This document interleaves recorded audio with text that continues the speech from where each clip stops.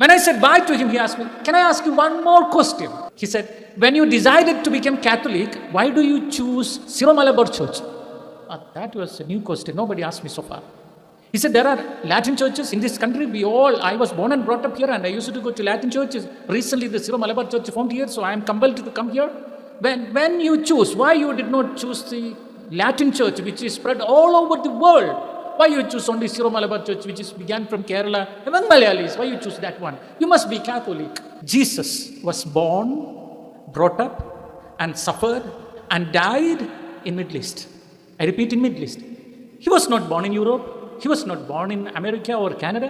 Then how the church went to Rome? It is just because of St. Paul. He went there, and the Roman Empire accepted Christianity. The capital of the Christianity became Rome. Of course, St. Peter also. But spread the faith rapidly through the St. Paul.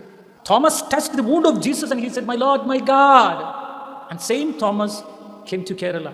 We believe in AD 52 he arrived in Kerala, and he built almost 7 churches, and he built many other communities. And we were carrying the same faith with St. Thomas brought to our land. And then we were guided, we were advised by the Chaldean tradition or Eastern tradition of the church until the Portuguese missionaries arrived in Kerala. When they came, the Roman rite and the Chaldean rite, there was a clash, and some of them joined with the Roman rite and some of them did not. They joined with the Antiochian patriarch, and they carried out with the Antiochian traditions. At the same time, you must remember one thing. Almost 400 or 300, 400 years, there was a lot of crisis among the Catholics here in Kerala because they don't know which way to worship God, the Chaldean way or Antiochian way or Roman way. There was confusions.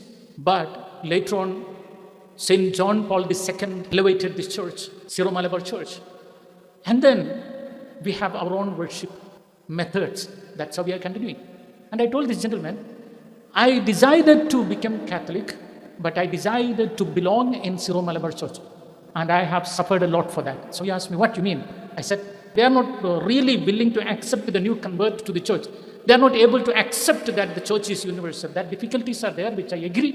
My belief is in Holy Catholic Church, but my belonging in Syro-Malabar Church, that's all. It doesn't mean that I don't love any other church. I love Latin Church, and I love Syro-Malabar rite, and I love all other rites, more than 23 rites, because anyone who eats his body and drinks his blood, they are my blood relative in Jesus Christ.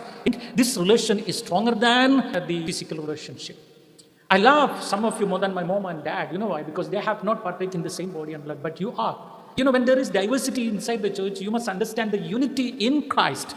So I love all the churches. That's why I came to this country to preach for the Latin churches.